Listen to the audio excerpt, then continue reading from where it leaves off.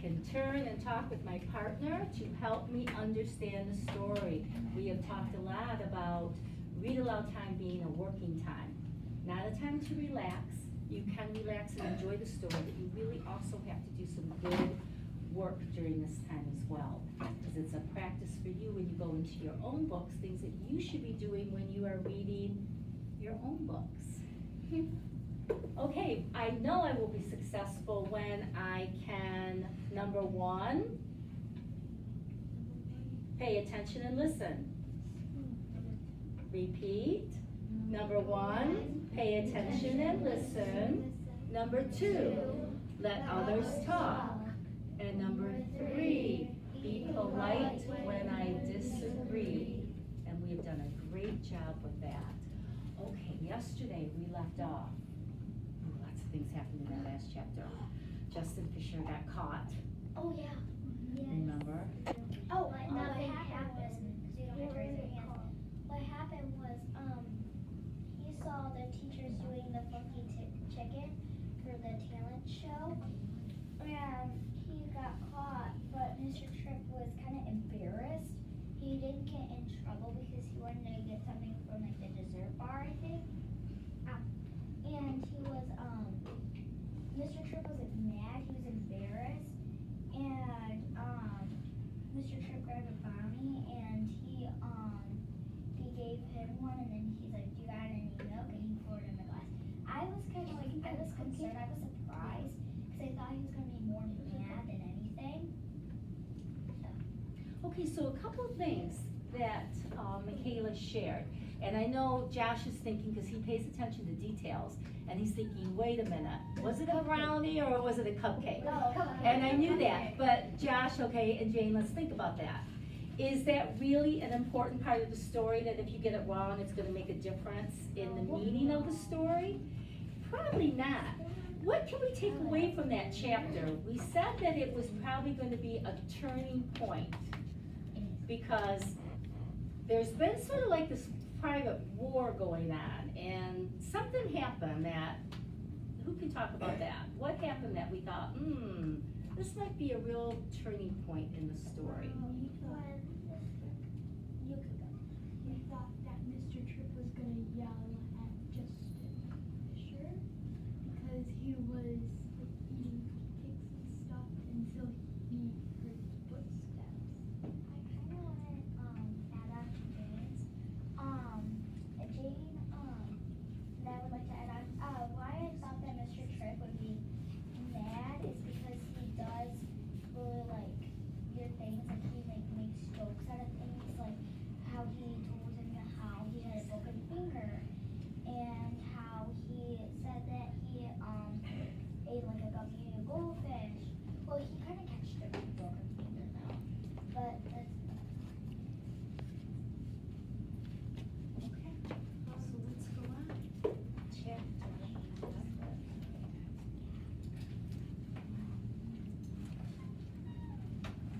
I fall down a lot, but I always get back up again. It was Friday afternoon. A wild assortment of characters crowded into the music room. There were jocks, you know, those athletes, and brainiacs. There were popular kids and nearly invisible ones. They all came to try out for the talent show. They had that much in common, and these other things too. A jangling of nerves and the taste of worry, like bitter berries on the back of their tongues. For that reason, Justin fit in just fine. So Justin is really nervous as well, being in the music room. The chairs were arranged in a wide horseshoe, and there was a long, low table set up in the center of the room where Mrs. Mooney sat with Miss Lobel, the cheerful, long-haired librarian. They whispered together, occasionally looking up and smiling as another student entered the room. "Take a seat anywhere you'd like. We'll be starting in a few minutes," Miss Lobel, cheery as a dentist on Halloween. Justin knew most of the kids in the room, or at least their faces were familiar. There was Howie Stone, Ava Bright, Earl Watkins, the dreaded Carly, Edwards, Saperstein, and there were lots of others. Most of them squirmed in their chairs with papers clutched in their hands, and others sat too tall, backs too straight, faces switched and serious. They were all scared to death, Justin figured. So that was what it felt like. You sat and waited until somebody called your name. They judged you with a thumbs up or a thumbs down, and then said, "Don't call us, kid, we'll call you." Justin sat next to his ex-friend, Kiko Padilla, the playground football hero. "Hey, Kiko, I'm surprised to see you here." Kiko gave a pained, tight-lipped nod and lowered his head to study the sheet of paper in his hands. It had been folded and refolded dozens of times, or it was put through the washing machine by accident. Kiko's dark eyes studied the words on the page. His lips moved soundlessly. He seemed a little tense. "Hey, what's that?" Justin asked, in an effort to be friendly. "What, this?" Kiko said, turning the page face down in his lap. "It's, are you gonna make fun of me?" "Me? It's what you do, right? You treat everything like a great big joke." Justin pulled back, surprised by the question. "No," he said, shaking his head. "No, seriously. We're supposed to be friends, remember?" What do you think? Why might Justin be surprised by that statement? Turn and talk.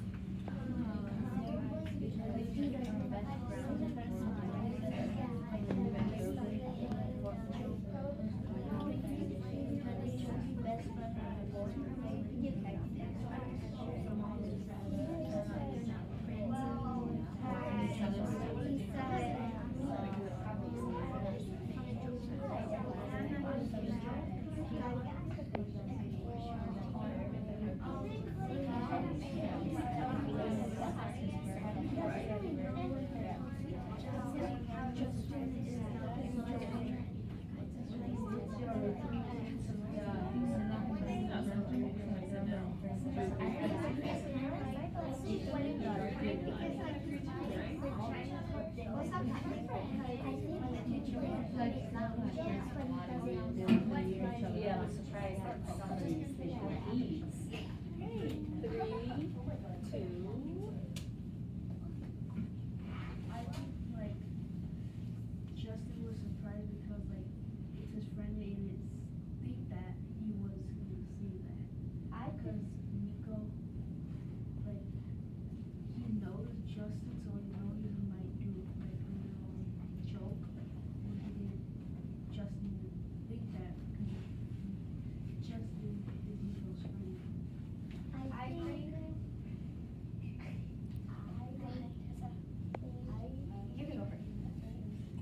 think that Justin was surprised because when he makes a joke, I think he doesn't mean to be mean, but somehow it is mean. Can somebody piggyback off that thought? Actually, Okay, so I agree with Lily? Okay, I agree with Lily because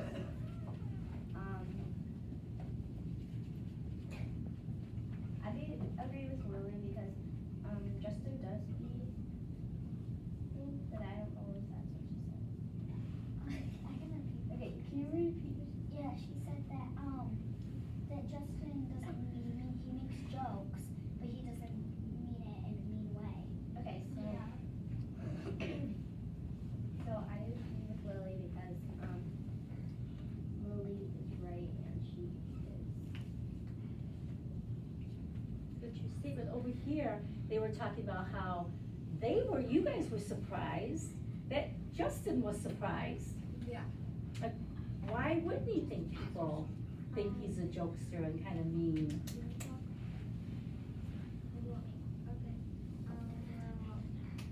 I'm surprised that he said, no, I'm not gonna make a joke like in a nice way because he's usually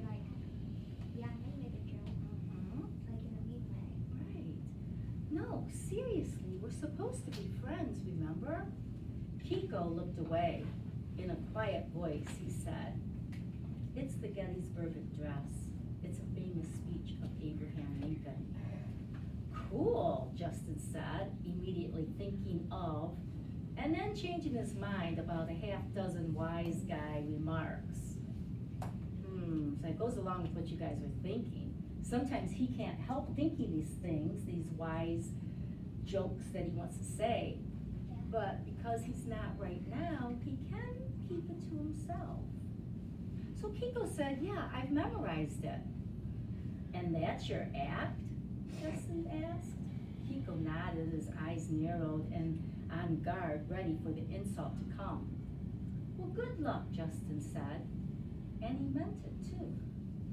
Justin was hoping for a little luck himself, especially since he was ditching his original plan of auditioning as a magician. He's ditching his original plan.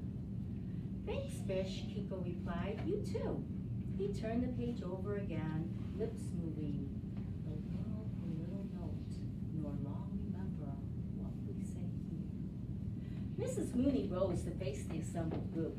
"It's so great to see so many of you here. As you know, we're committed to keeping this talent show to an hour in length. We won't be able to accept all of you, but please know that we're glad you came to celebrate your talent with us." She clapped her hands, and the entire room applauded in response. Justin looked around the room. Why is everybody clapping?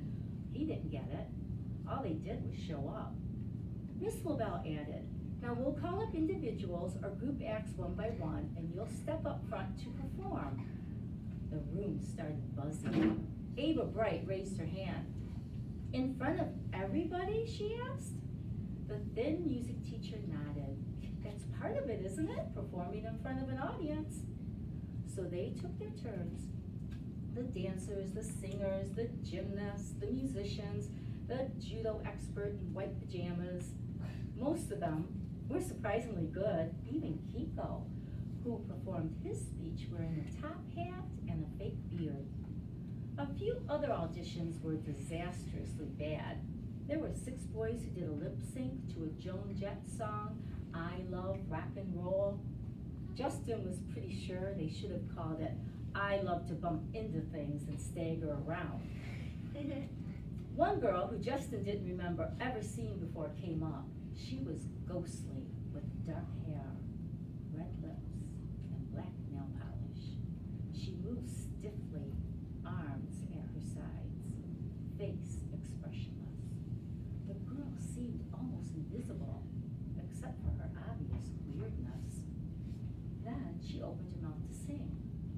Justin leaned back in his chair and he listened. He really listened. Small bumps appeared on his arms. It was kind of embarrassing, but there they were. There was magic in this girl's voice. When she finished, casting her eyes to the floor, the room broke out into a spontaneous applause. Real clapping, not just the polite phony kind. The girl bit her lip, and her eyes danced from place to place as if she didn't know where to look. She gave a quick nod and darted back to her seat.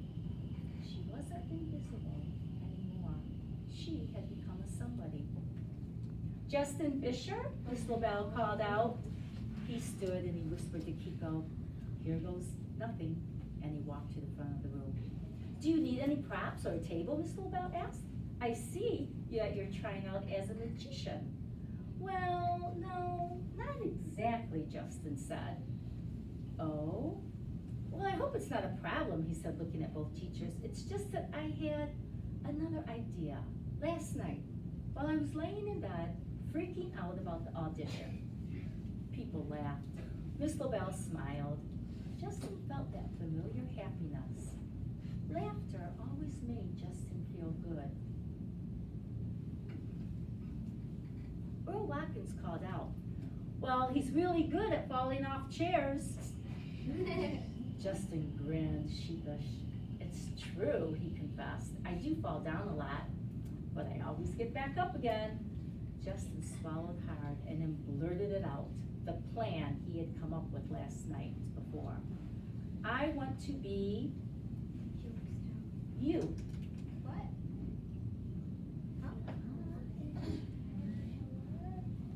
Mrs. Mooney looked confused. I don't. I want to be the MC, Justin explained. You know, I want to introduce the acts, I want to tell the jokes, maybe wear a nice jacket and a tie, comb my hair, just like on the Academy Awards. Oh, Mrs. Mooney said, but there was cold water in her voice. Believe me, this is like my destiny, Justin said. He was nervous and he stammered. I'll search the internet for jokes and stuff. Maybe if I have time, I don't know, I'll just keep things rolling along and we already have a master of ceremonies, Mrs. Rooney said. I'm sorry, Justin. Wow, Justin hadn't expected that. You do? Yes, she replied. Mr. Tripp.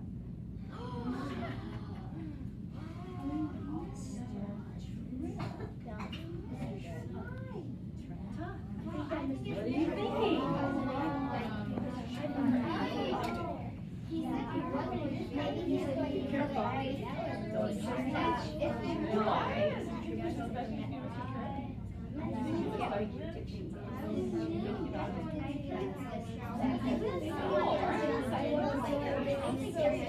Oh, you do? What? Now, what makes you think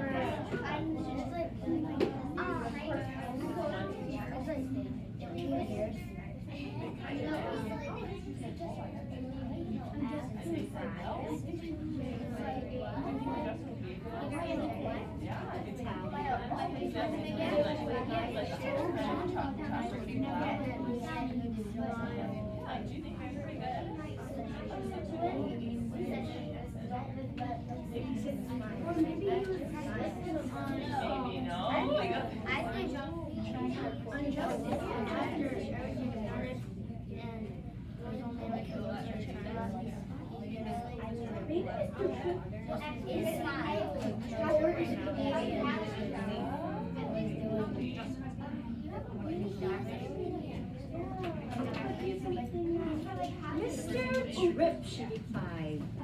Mr. Tripp. After a moment, Justin's mouth began working again. I thought this show was for 4th and 5th graders. He looked around the room, hoping to get some support. Why do we need a crummy teacher to MC? I mean, no offense. Oh, none taken, Miss Lobel said. And you're right, Justin. This is a student talent show. Truthfully, we've never considered a student for the part of MC. It's such an important part of the show. Mrs. Mooney spoke up with finality. If you have an act, Justin, we'd love to give you the opportunity to show us. But this is my act, Justin said, trying hard to keep the panic out of his voice. He could feel the moment slipping away, and he realized for the first time how bad he wanted it, maybe even needed it. But all I want is to be the MC. We're sorry, but I'll be good at it, Justin said. Please. Nah, he's a motor mouth, somebody chirped from the back of the room. He'll never stop talking. A few kids snickered, shifted restlessly in their seats. A girl's voice suddenly rose above the others. You know, he'll just ruin everything. She was standing, staring directly at Justin. It was Carly Edwards Saperstein. Don't listen to her. To them, Justin pleaded to the judges. I want to do my best. I'd never ruin anything on purpose. The teachers exchanged glances. We understand, stated Mrs. Rooney. However, Mr. Tripp has already agreed to MC. We're sorry, Justin, but the decision has been made. Maybe there's something else you can do, Miss Lavelle offered. Like, you should lip sync, or sing, or juggle, perhaps? Do you think they should give Justin a chance? Yes. Why or why not? Oh, No, share it with one another and then be ready to share out loud.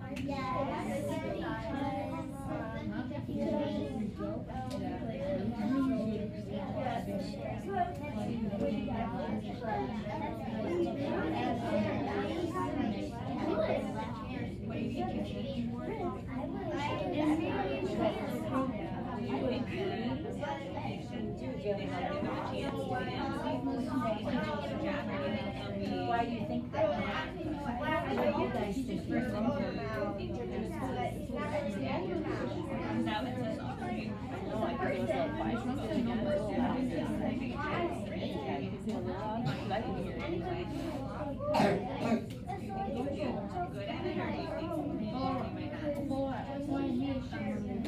do you think Kelly's gonna try to do something else for Michelle? Do you agree with that?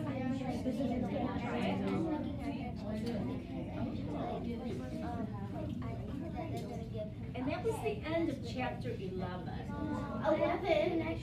Chapter 12 is everybody thinks you're a jerk. But we're not going to read on today, but instead what I want you to do, I want you to think about what you and your partner just talked about, and I heard some really good responses, and I heard some people even say they have a connection or they have a prediction. And I would like you to do a written response today about the read aloud today. And you can share what you have thought, you can share something that your partner said, or you can even share both of them on this response. So when I pass one out to you, I want you to go quickly back to your seat, and let's see how much writing you can do about our reading today.